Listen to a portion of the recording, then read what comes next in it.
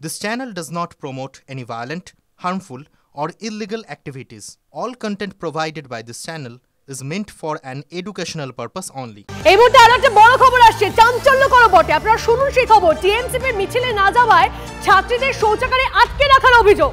দিনহাটা কলেজে এই উত্তেজনা। অসুস্থ প্রথম বর্ষের এক ছাত্রী দিনহাটা মহকুমা হাসপাতালে ভর্তি, যাদেরকে আটকে রাখা হয়েছিল। যে সমস্ত অভিযোগকারীকে, তাদের বক্তব্য আমাদের কাছে এসেছে। কি বলছেন তারা শুনুন। মাস্কট স্পিন কন্ট্রোল ল্যাবের পরীক্ষায় এটি প্রমাণিত। কেয়াসেট আলোপেক্স পেন্টা অ্যাক্টিভ নতুন চুল গজাতে সাহায্য করে, চুল পড়া বন্ধ করে। Keya Seth Alopex penta active 10 hair fall প্রবলেমের একমাত্র সলিউশন। কলেজের নাকি কিছু ইউনিয়নের ছেলে বাথরুমে ওকে বন্ধ করে রেখেছে। টোটাল তারপরে শুনতে পেলাম 13 জন মেয়ে ছিল। সবাই নাকি চিৎকার করছিল, দরজা থাপড়াথাপড়ি করছিল, তবু দরজা খোলা হয়নি। ও বারবার বলছিল আমার দম বন্ধ হয়ে আসছে, দম আটকে আসছে, তাও দরজা খোলা হয়নি। বক্তব্য শোনাচ্ছিলাম আপনাদের। এই নিয়ে কথা বলবো সুমন কল্যাণ, আমাদের প্রতিনিধি আমাদের সঙ্গে রয়েছেন সরাসরি। সুমন কল্যাণ, টিএনসিপির মিছিলে না যাওয়ায় ছাত্রীদের শৌচাগারে আটকে রাখা হলো, এটা কি ধরনের মানে কি চলছে সেখানে? কারণ কেউ কোনো মিছিলে যাবে কি যাবে না সেটা সম্পূর্ণভাবে তার ব্যক্তিগত বিষয়, সেখানে তাদেরকে আটকে রাখা হবে। একেবারে দেখো, গতকালকে এই ঘটনা ঘটেছে। দিনহাটা কলেজের টিএমসিপি ইউনিট তারা একটা মিছিলের ডাক দিয়েছিল, কারণ একটা ঘোষিত কর্মসূচি ছিল। মুখ্যমন্ত্রী তিনি ঘোষণা করেছিলেন সব জায়গায় আন্দোলন করতে হবে, ছাত্রদেরকে আন্দোলনে নামতে হবে। তারই একটা অঙ্গ ছিল দিনহাটা এই কলেজে তৃণমূল ছাত্র পরিষদের মিছিল।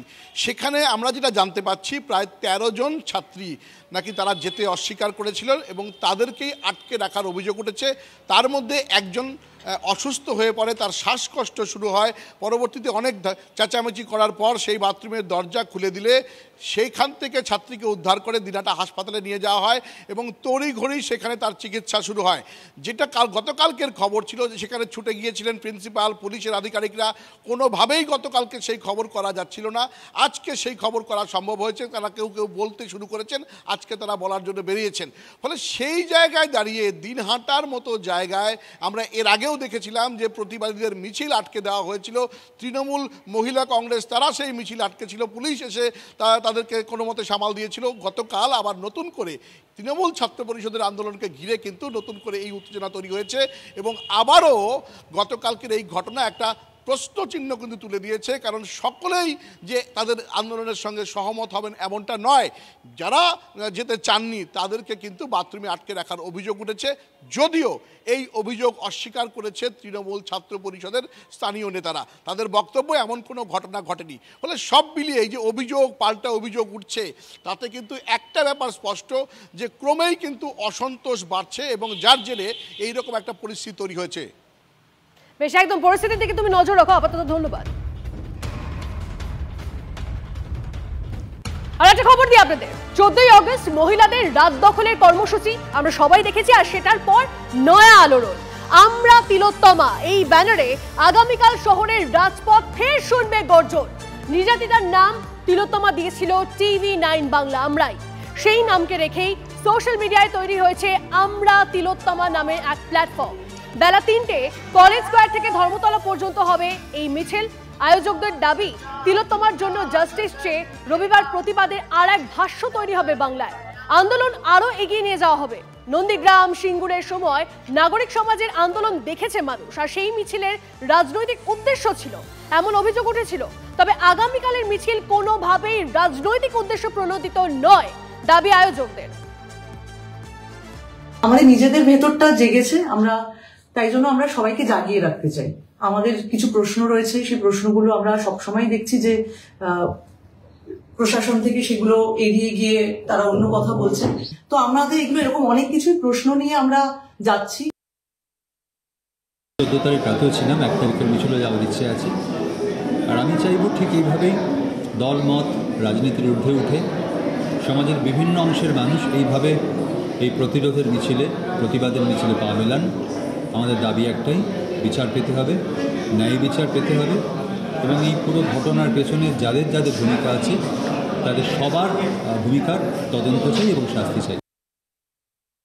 আমার যেটা মনে হয় যে এই সংগ্রামটা জারি রাখা দরকার, এবং যেটা সবচেয়ে জরুরি এই আন্দোলনের ক্ষেত্রে ঘটেছে, যেটা একদম অভিনব, যে ছোট ছোট সবসময় যে বড় মিছিল হচ্ছে তা নয়, নানা পাড়ায়, ছোট ছোট কমিউনিটিতে, ছোট ছোট জায়গায়, স্কুলে এই যে আন্দোলন করছে, এই যে নানাভাবে ছড়িয়ে পড়ছে, এইটাই সবচেয়ে বড় আন্দোলনের জোর।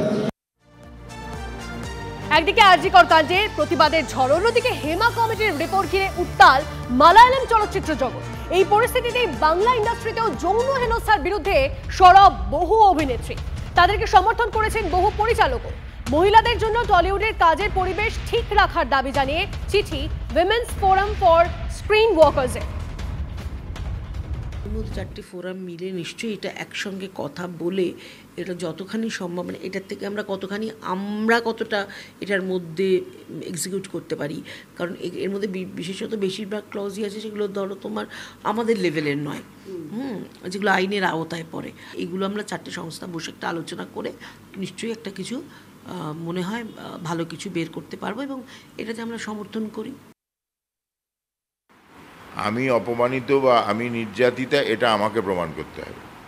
আমার মনে হয় ওই বেসিক জায়গাটাতে একটা গণ্ডগোল আছে, যে কারণে প্রচুর এরম হওয়া সত্ত্বেও প্রচুর পুরুষ মানুষের নামে এই জিনিস বাইরে বেরোনো সত্ত্বেও অনেক মহিলাই সাহস করে বলেছেন একটা সময়, বা বলেন মাঝে মাঝেই বলেন, কিন্তু এই পুরুষ মানুষগুলো কোনো না কোনোভাবে আইনের পথ দিয়ে গলে তারপরে বেরিয়ে যাচ্ছেন। অডিশন দিতে বাধ্য করা হচ্ছে, কিন্তু সেই অডিশনের রেজাল্ট কোনো দিন বেরোয় না, সেই কাজগুলো কোনো দিনও হয় না, শুধু ওই বোল্ড সিনের টেপগুলো কিন্তু রয়ে যাচ্ছে। মানে একদম ব্যাঙের ছাতার মতো গজিয়ে গেছে চারিদিকে।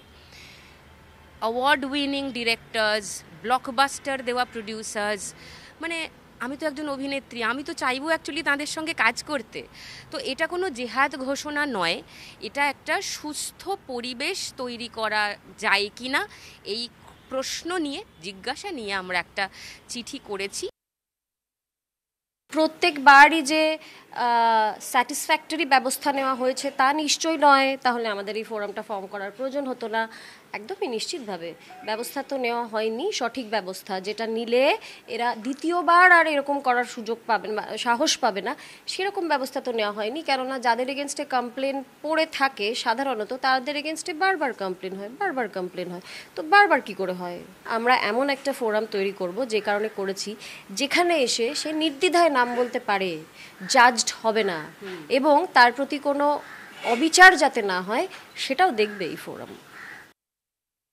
জুনিয়র আর্টিস্ট যাদের সঙ্গে সবচেয়ে আপনি যেটা বলছেন সবচেয়ে বেশি হয়, ওটা হচ্ছে কো আর্টিস্ট।